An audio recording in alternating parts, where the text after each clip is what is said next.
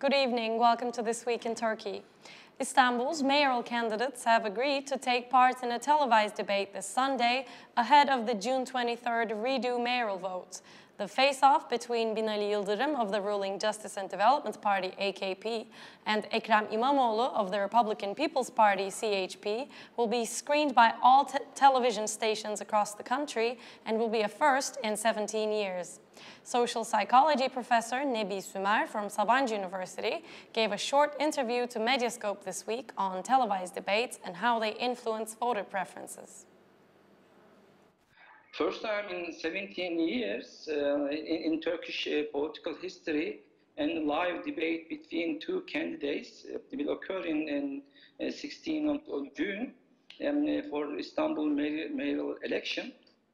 I think this is very critical given the fact that the Turkish society is extremely polarized in a political spectrum. And the first time the founders and the followers of the opposite parties will be exposed to each other. I think that will be having very positive impact in terms of the democratic culture and the political negotiation and history in Turkey. I think this will be one of the major impact of the debate, given the fact that the polls in Turkey extremely fragmented and have almost no communication between these two groups. So first time they will see each other as non-threatening partners. But I don't think it will have a major effect in terms of the voting behavior of the followers, given the fact that the voting behaviors have been already crystallized and everyone has decided about who to vote. But especially for those undecisive and especially those who do not have extremely committed or identified with the political party might be influenced by this debate. At the end, it may not influence the result of the election, but it will definitely contribute to the culture of democracy in Turkey for future.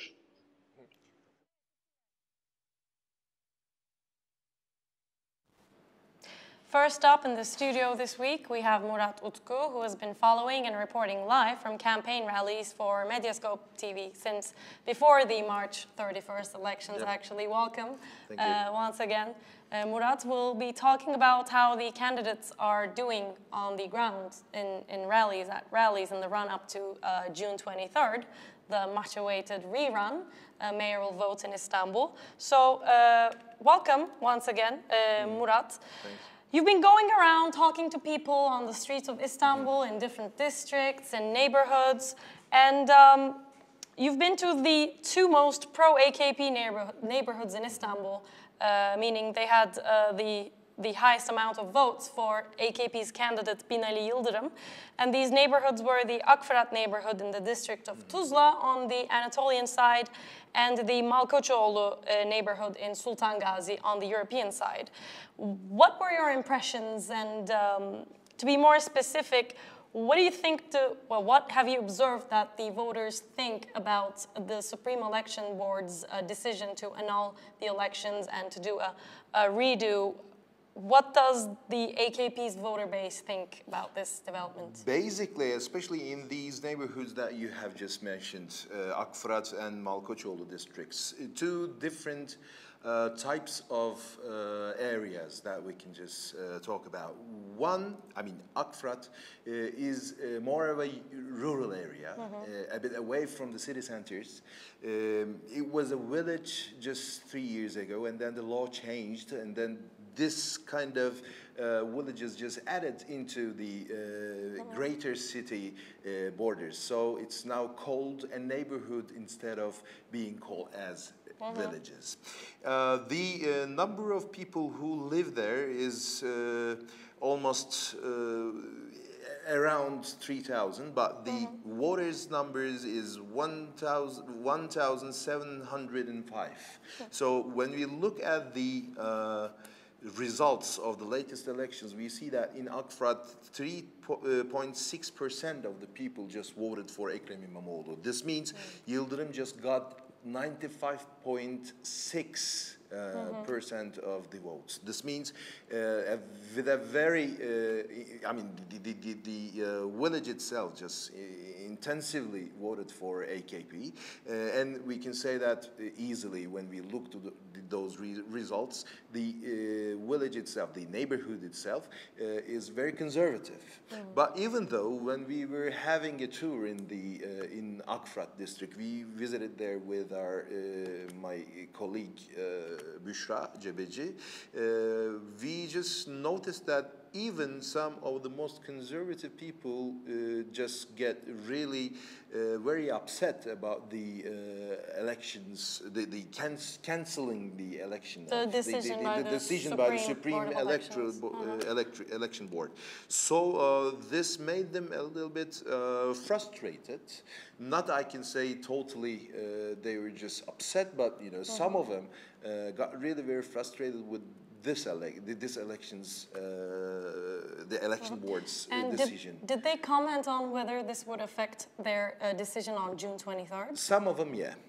They said, you know, they are going to just vote for İmamoğlu instead of Binali Yıldırım this time, because, you know, they were just really felt upset, as I've said. But most of them, especially when we're talking about Akfrat region, I mean, the one in the Anatolian side, the rural area, most of them are saying yes again for Binali Yıldırım, Mr. Binali Yıldırım. So this kind of a position is really very hard to say if İmamoğlu could do more there. You know, this is the one of the positions that we can see, and also the other part. I mean, Malkoçoğlu district is a very interesting indeed. Why? Because, you know, it's not a rural area; it's a urban area, but it's away from the city center itself. And the main thing is there, the neighborhood itself is also conservative. And as soon as I'm concerned, what I've seen in the district when we visited there, the Islamic groups are really very effective and powerful in both of those neighborhoods. When we look to the election results, again, Malkoçoğlu district just voted for İmamoğlu with 16.2%. But Yıldırım just got the 79.9, almost 80% of the votes. So this shows us another reality, especially when we look to the places which is away from the city center and working class and have a great percentage of immigration from the different parts of the country. They are getting more conservative and conservative every day and voting for AKP or who the candidate is of the ruling party. So the main thing, I guess, especially in Malkoçoğlu, I can just talk about Malkoçoğlu more than Akfrat because, you know, that was a very specific place. I mean, Akfrat, the rural area, it was a village and people were really very harshly conservative, very strictly conservative. But even in Malkoçoğlu, when we get to the European side, I saw that the people got really more frustrated or disappointed with the election results. I'll give you an example.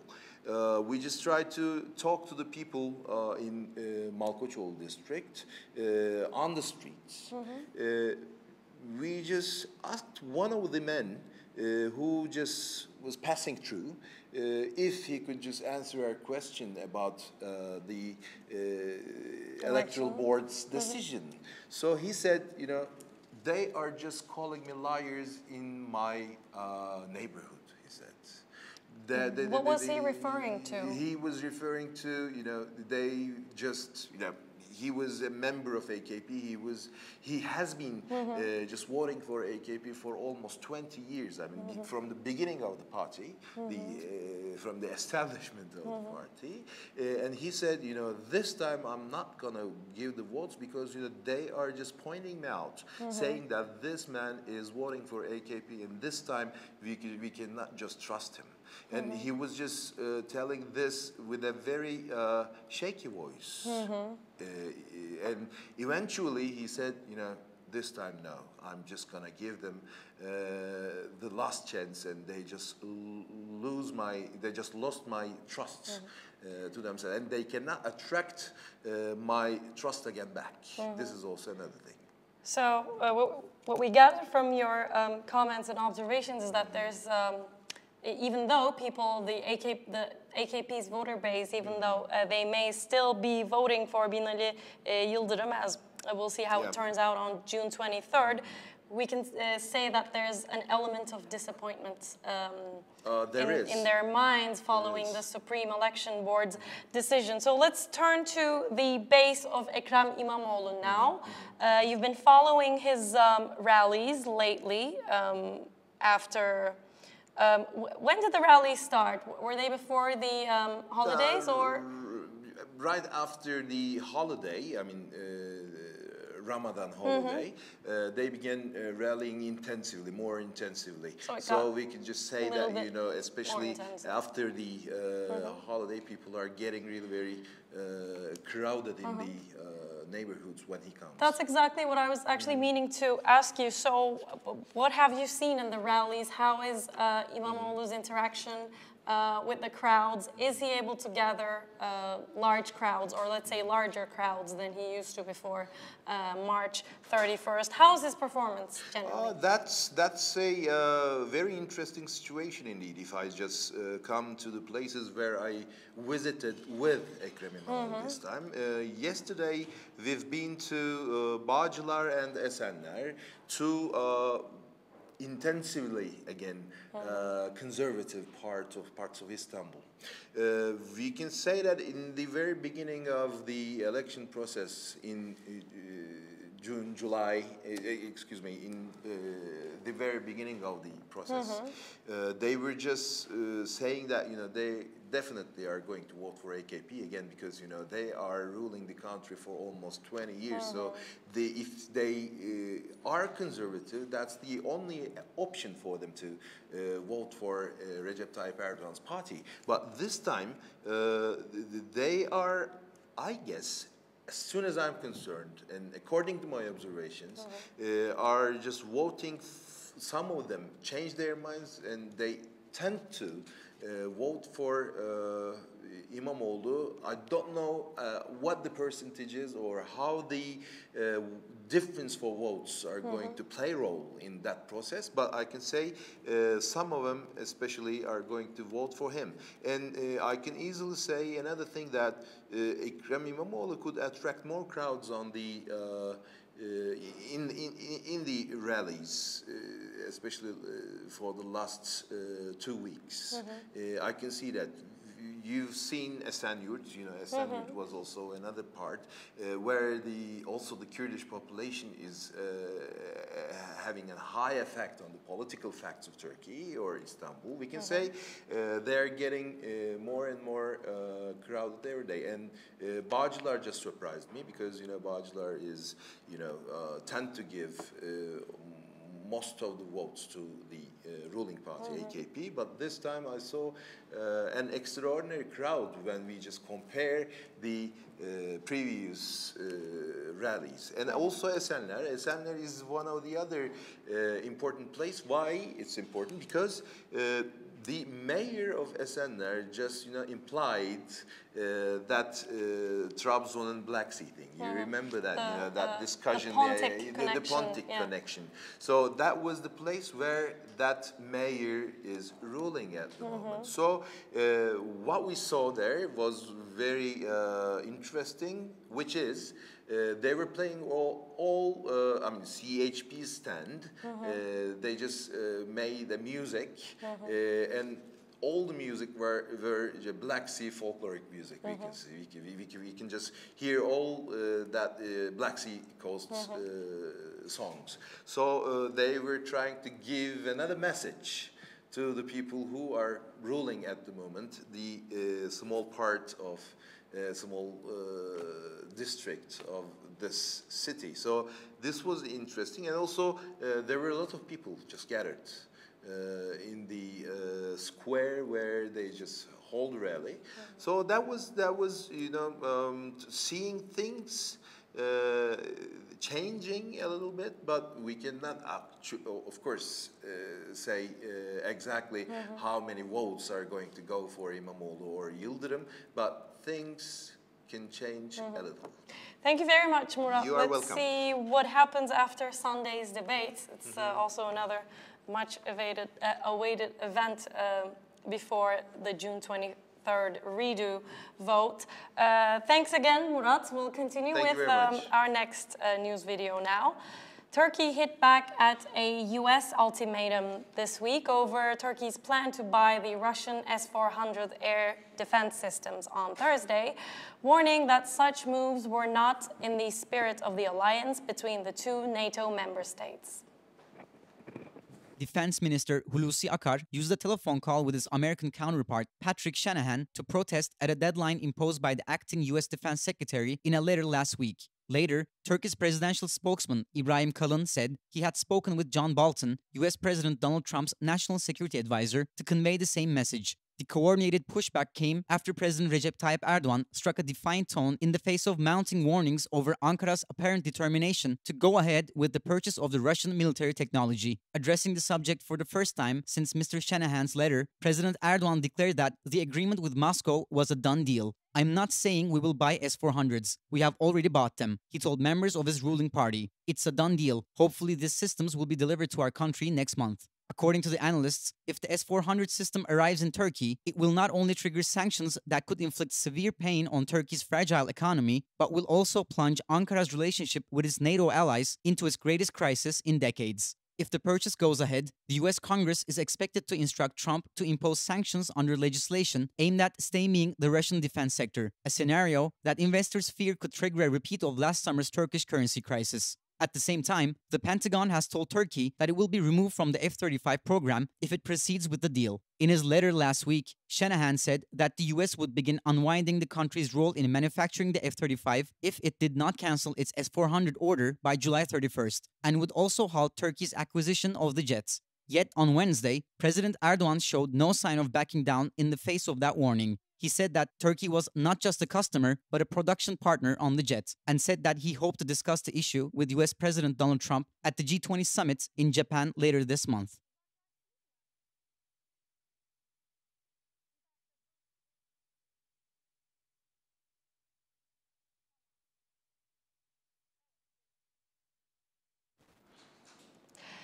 Joining us now is Professor Serhat Güvenç from Kadir Has University's Department of International Relations, and he will be answering our questions on the latest developments in Turkey's ongoing crisis with the U.S. over Turkey's purchase of the S-400, the Russian S-400 air defense systems. Good evening, Professor Güvenç. Welcome to This Week in Turkey. So as we've just heard in our news video, Turkey's Defense Minister Hulusi Akar had a telephone call with his American counterpart this week, Patrick Shanahan, and Akar protested at the deadline imposed by the US on Turkey last week. So how do you evaluate this fresh development within the scope of this ongoing crisis?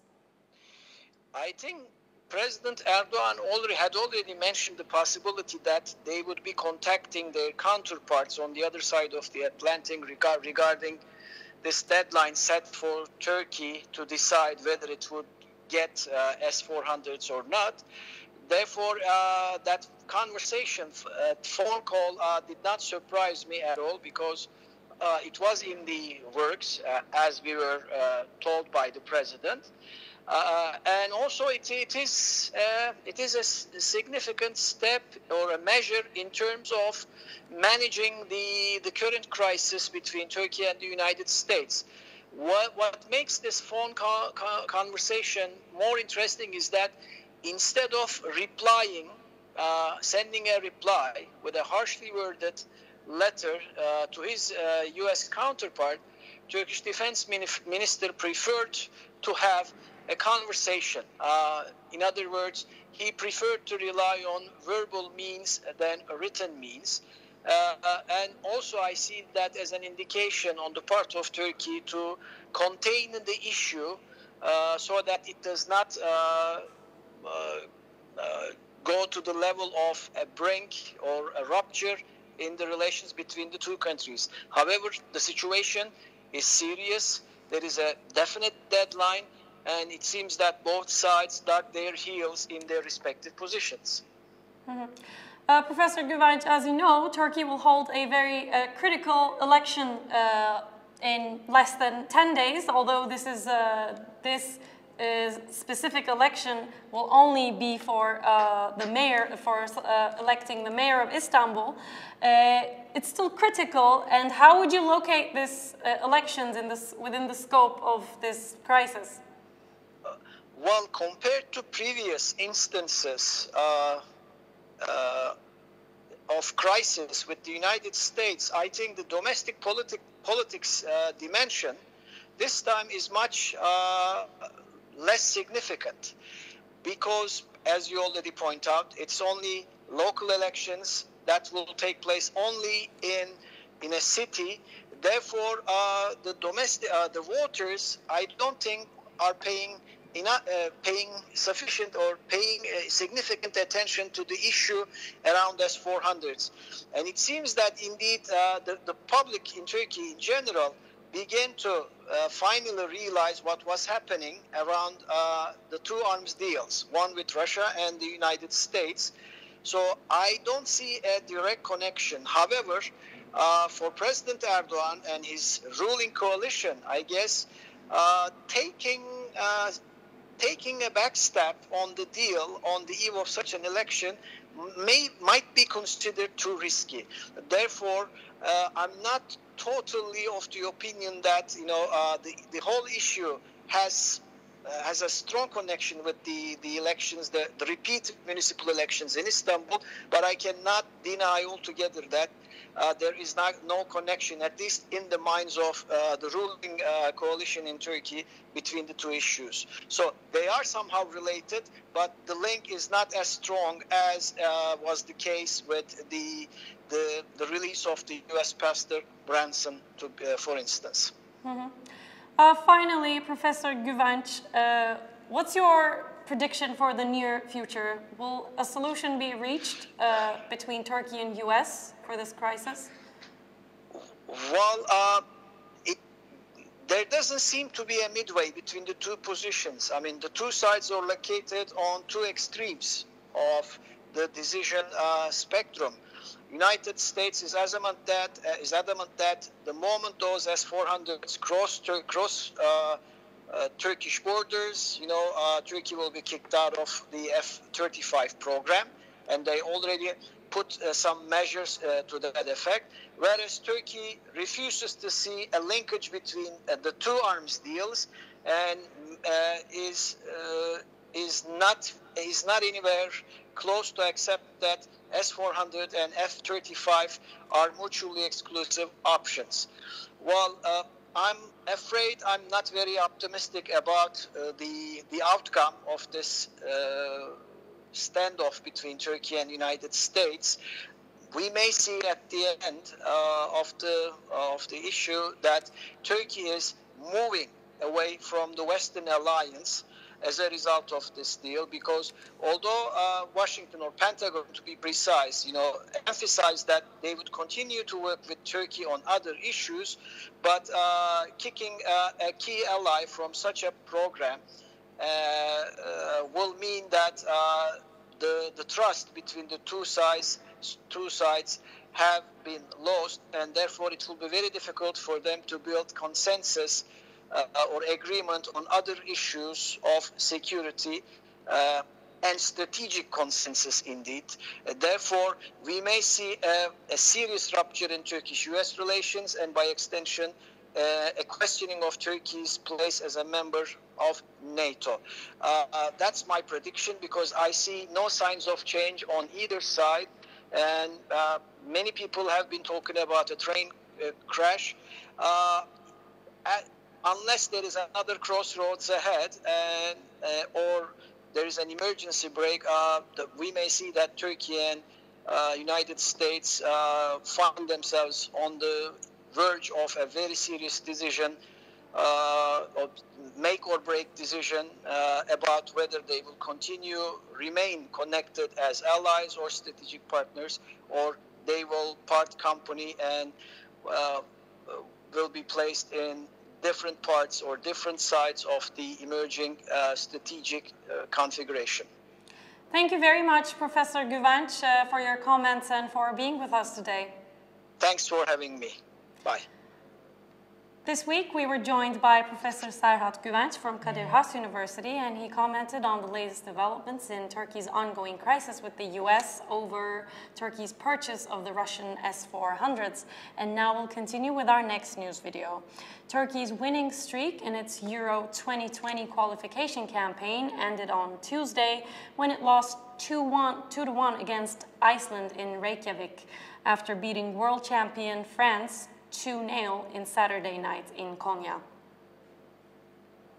Defender Ragnar Sigurdsson gave Iceland the lead in the 21st minute with a header from close range following a corner, and struck again 11 minutes later, again heading home following a well-worked corner routine. Turkey responded with a headed goal of its own from a corner by Dorukhan Toköz shortly before halftime, but could not find an equalizer and saw its perfect start to qualifying halted. The game took place amid tensions between the two nations after Turkey complained of being made to wait for 3 hours at passport control a day earlier at Keflavik airport and being subjected to bag searches. Turkey issued a diplomatic note to condemn the mistreatment of Turkish footballers at the airport. The Turkish national football team's coach, Şenol Güneş, did not answer questions about the team's treatment at the airport after the game, but blamed his side's performance on fatigue. Turkey has 9 points in 4 matches in Group H of the Euro 2020 qualifiers and sits in the second spot on same points with leader France and third-placed Iceland.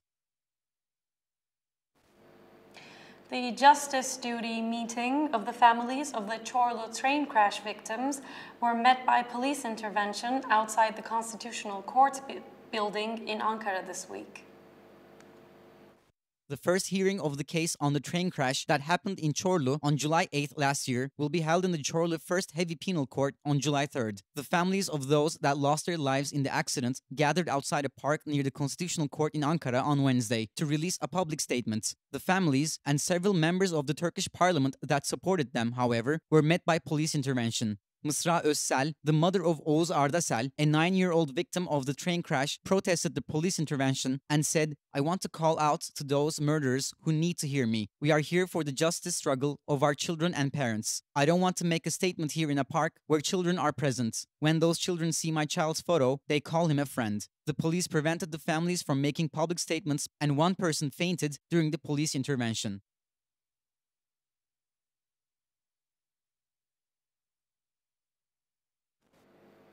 The mayor of Mudanya, a coastline district of Bursa, drew criticism after he instructed the municipal police to clear tents set up by Syrians along the coastline. Now we'll hear our reporter Murat Utku explain what went on in Mudanya. Mudanya is one of the cities in South Marmara region, Turkey. This county belongs to the metropolitan city of Bursa, where the mayor Hayri Türk Yılmaz is a member of the Social Democrat main opposition party, CHP, who tweeted posts from his own account saying some words which sounded racist according to those who are supporting the refugee rights. Mayor Türk Yılmaz ordered the Syrian refugees to be evacuated from where they have set their camps to spend the summer. There is a park alongside the coastline where beaches as well as recreation areas are set. Furthermore, a picture taken shows that the refugees also brought their animals along with them, even a camel. Municipality here evacuated those Syrian refugees with all the tents, their daily goods for living, as well as animals. But remarks expressed by the mayor through Twitter put him in a hard position so that he had to explain himself with the words he typed with a news conference. As Medyascope, we traveled to Mudanya with one of my colleagues and asked Mayor Türk Yılmaz about the words he said, and he explained himself about the words he wrote. Müthiş bir rahatsızlık yaratmaya başladılar. They created a huge inconvenience. They behaved wrongly, especially for our own people, to live and spend their times properly, either in the city or on the coastline, where our people cannot make sports in those particular areas, cannot freely swim in the sea or tan because of their moral acts, their way of clothing, the tents they set in the park. Everywhere was invaded. He defended himself as he didn't say, or he didn't even insist to say any words which could be considered as racist. His intention was to force anyone, including Syrians, to obey the rules of the city. It is impossible for anyone to come and set a camp in a recreation area like that. Also, the beaches has some rules. Anyone who obeys the rules could come and enjoy himself or herself by swimming and tanning. According to our observation, there are no longer Syrian refugees there, no camps, no animals. But the reaction to the tweets that accuses the mayor Türk Yılmaz still continues. That's all from This Week in Turkey. Thanks for tuning in and hope to see you again next Friday at 9 p.m. Goodbye.